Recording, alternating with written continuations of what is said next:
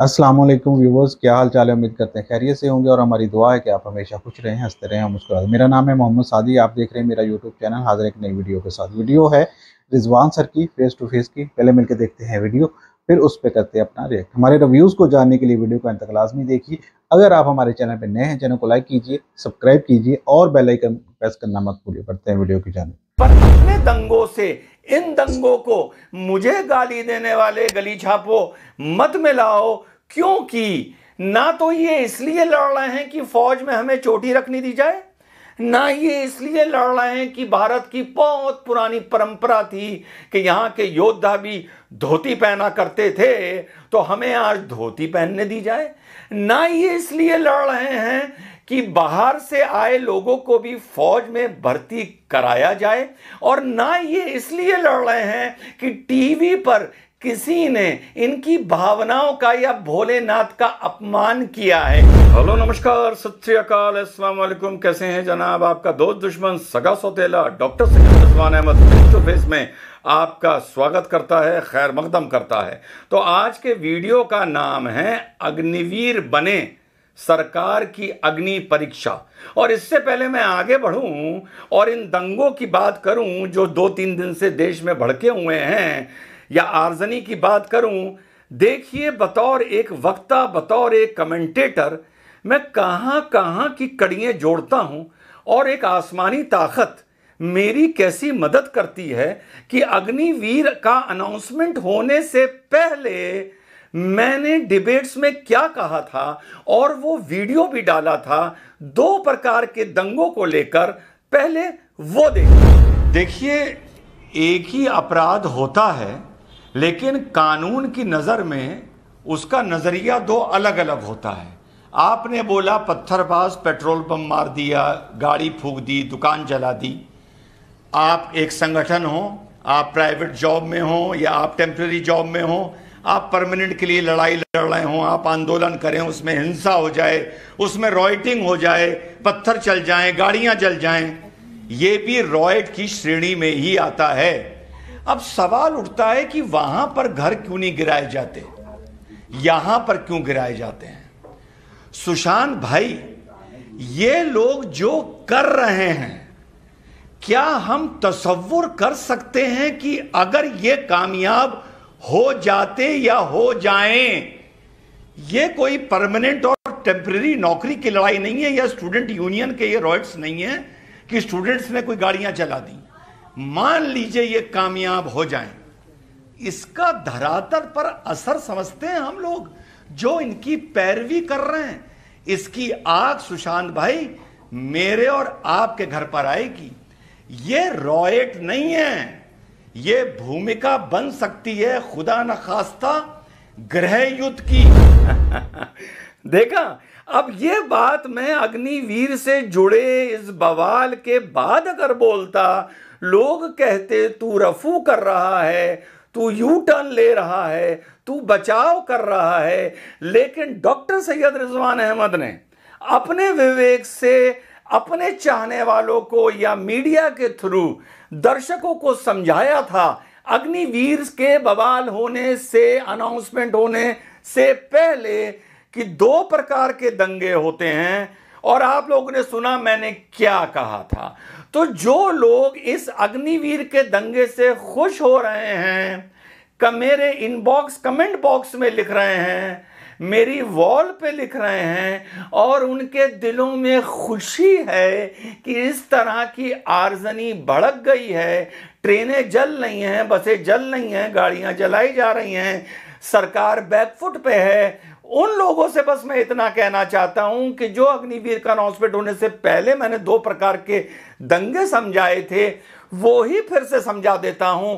बस मजबूरी तुम्हारी ये है, तुम ये नहीं कह सकते कि रिजवान तू आज ये बात बोल रहा है सरकार को या इन दंगाइयों को बचाने के लिए।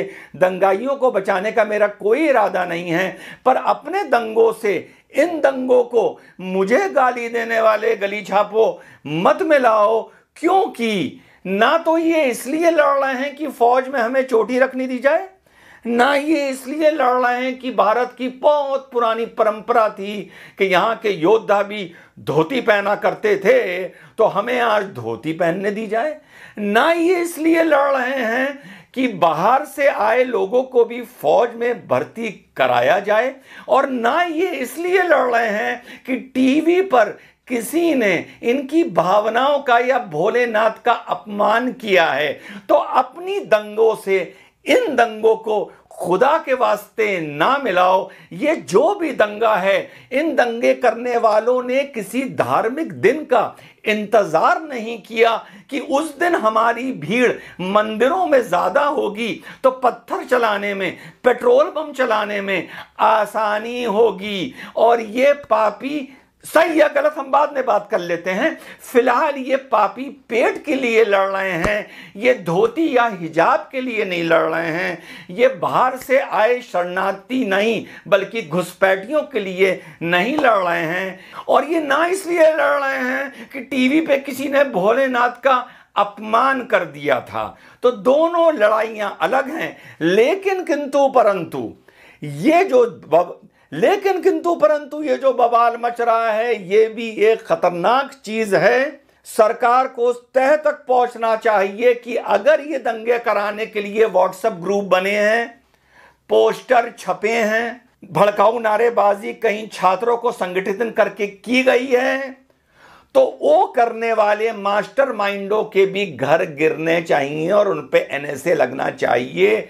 पिछले जुमे को जो बवाल हुआ था, सबको जेल में नहीं डाल दिया गया है, सबके घर नहीं गिराए गए हैं, 2-4 के गिराए गए हैं जो तथाकथित मास्टरमाइंड थे, जिनके घर से ऐसे ऐसे पोस्टर मिले हैं कि हमें वहां पर जमा होना है और जो हमें रोकेगा उस पर हमें हमला करना है और उसकी हमें एक ना सुननी है, आगे बढ़ते जाना है, वगैरह वगैरह। तो इस तरह की चीज अगर अग्निवीरों के पास से या किसी कोचिंग के या किसी इंस्टीट्यूट के या किसी संगठन के या किसी व्यक्ति के पास से मिलती है तो यस, उसका घर भी गिरना चाहिए। इस तरह की चीजें माफ नहीं करी जा सकती। बिल्कुल क्लियर मेरा कंसेप्ट है, लेकिन वहां भी कंसेप्ट है कि इन दंगों को अपने दंगों से ना मिलाओ। दोनों का रूपरेखा बिल्कुल अलग है, दोनों की मांग बिल्कुल अलग है, दोनों की अगर जिद है सही या गलत तो वो बिल्कुल अलग है।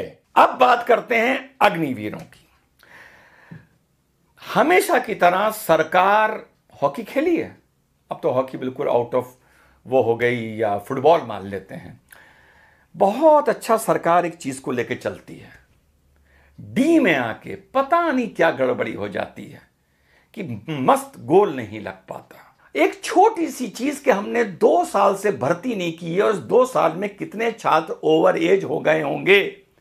यार सरकार इस बात को कंसिडर करना भूल गई और वही एज लिमिट निकाल दी जो पहले निकालती थी और बवाल होने के बाद उस पर संशोधन कर रही है। यार इतनी बड़ी गलती गवर्नमेंट कैसे इतना संवेदनशील अनाउंसमेंट करने से पहले जो फौज से जुड़ा है कर सकती है।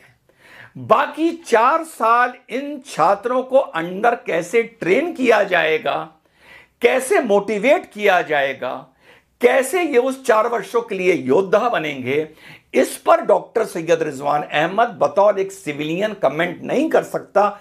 चाहूं तो कर सकता हूं लेकिन वो अनैतिक होगा, तो इस पीरियड को मैं माइनस कर देता हूं 4 साल के।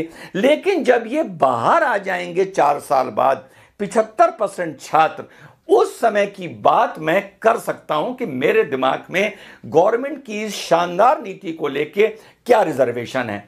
पहली बात, एक आर्गुमेंट मुझे समझ में नहीं आता कि साहब उस देश में ऐसा हो रहा है, उस देश में ऐसा हो रहा है।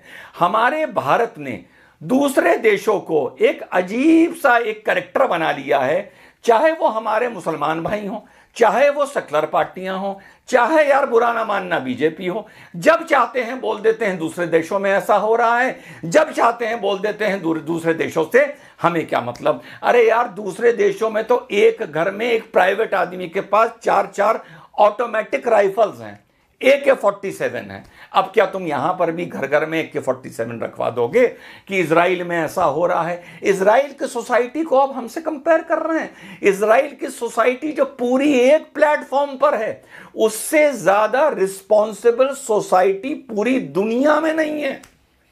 इजराइली से ज्यादा रिस्पॉन्सिबल सोसाइटी पूरी दुनिया में नहीं है, अंडरलाइन पीरियड। और उस सोसाइटी से आप अपने आप को कंपेयर कर रहे हैं। American army is a dormant army अगर वो बाहर जाके लड़ना छोड़ दें। आप रशियन आर्मी देख लीजिए, इतने देर बाद यूक्रेन का युद्ध हुआ, it is not a fighting force. Canadian army is not a fighting force. European armies are not a fighting force. Ukraine में भी आप देख लीजिए सिविलियंस को लड़ना पड़ रहा है। हम दूसरे आर्मी से अपने आर्मी को अपने जियोपॉलिटिकल कल्चरल डाइवर्स सोसाइटी को कंपेयर नहीं कर सकते। Our army is a regularly fighting force which is trying to fight the rise of insurgency in Punjab now, Kashmir में पत्थरबाज, Pakistan border, infiltration, Chinese border, north east. इतने फ्रंट फिलहाल किसी देश के नहीं खुले हुए हैं जितनी भारतीय सेना के खुले हुए हैं। पर 4 साल इनको कैसे योद्धा बना के लड़ा जाएगा, this the army knows better. अब चलिए ये बाहर आ गए। बाहर कैसे आए? इन सबको घर भेज दिया जाएगा। घर भेजने जी तो व्यूअर्स, वीडियो हमने देखा, वीडियो था रिजवान सर का, और वो कह रहे थे ये जो निकला है उनका नया कानून फौज के बारे में, 4 साल के टेंडर पे भर्ती किया जाएगा लोगों को, उन्होंने मुश्किल नौकरी नहीं दी जाएगी। ये देखिए, आम लोगों के देखने में ये गलत लगता है, और हम भी सोचेंगे कि अगर हम इस तरह की नौकरी पे जाएंगे जहाँ पे हमने देश की रक्षा के लिए अपनी जान भी कुर्बान करनी है, लेकिन हमें उसके बदले में एक वो नौकरी भी नहीं दी जा रही, पूरा एक कैरियर बनाने का मौका भी नहीं दिया जाएगा, तो फिर कौन उसको चूज करेगा? ये भी मामला है। अब उसके खिलाफ ये दंगे कर रहे हैं, इन्होंने काफ़ी वायलेंस भी किया है, सड़कें जलाई हैं, बसें जला दी हैं, ट्रेन जला दी हैं, और उसको कंपैरिजन करी जा रहे हैं जो दंगे हुए थे मुसलमानों की तरफ से, जो पत्थरबाजी की गई थी, लेकिन उनकी तरफ से पुलिस वैन मेरे ख्याल जला दी गई थी। और दंगा तो मेरे ख्याल में तो दंगा ही होता है, चाहे किसी की नाम पे हो या किसी तरीके से हो।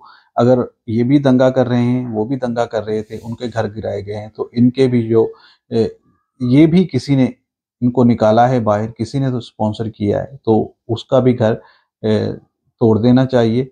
और उसी तरह से जिस तरह से इन्होंने पहले जो मज़हब के नाम पे दंगा कर रहे थे, उनके लोगों के घर गिराए, अब अगर इनका घर गिरा दिया जाता है, तो जो लोग इस चीज़ पे बात कर रहे हैं कि देखें मज़हब के नाम पे जो जुलूस निकाल रहे थे, उनका इन्होंने ज़बरदस्ती घर गिराए हैं, उनकी वहाँ पे महफूज नहीं है लोग, जो गैर मुस्लिम माइनॉरिटीज़ वहाँ पे महफूज नहीं है। तो इससे आपके वो जो एक परसेप्शन बन रहा है पूरी दुनिया में आपके खिलाफ, वो भी दूर हो जाएगा कि आपने अपने जो हिंदू लोग हैं उनके लिए भी वही कानून रखा है जो दूसरे लोगों के लिए है। तो इससे एक ये बात भी आपको क्लियर करने में आसानी हो जाएगी। और दूसरा ये कानून है, मैं तो इसको सही नहीं मानता, ये कोई अच्छी चीज़ नहीं निकाली है इंडिया गवर्नमेंट ने। जिस तरह से वो पहले अच्छे-अच्छे इक़दाम कर रहे थे और बहुत वाहवाही हो रही थी, अब मुसलसल कुछ ऐसी चीज़ें आ रही हैं जिससे उन पे तनकीद होना शुरू हो गई है, और उनको थोड़ी नदामत उठाना पड़ रही है अपने मामलात पे। तो हो सकता है इसको चेंज कर दें, इसको लागू नहीं करें, लेकिन मुझे लग रहा है और मेरे सुनने में भी आया है कि इसको लागू कर दिया गया है, और हुकूमत इससे पीछे नहीं हटेगी, और लोगों को सिर्फ टेंडर पे भर्ती किया जाएगा 4 साल के लिए। और 4 साल के लिए कोई फ़ौज में जाना चाहेगा? आई थिंक सो, मेरा ख्याल है कोई नहीं जाएगा।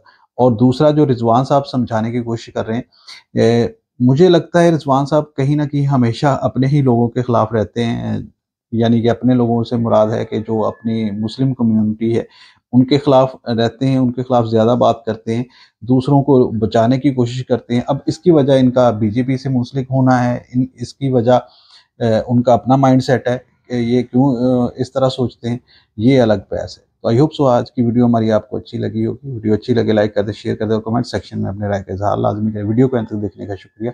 अल्लाह हाफ़िज़।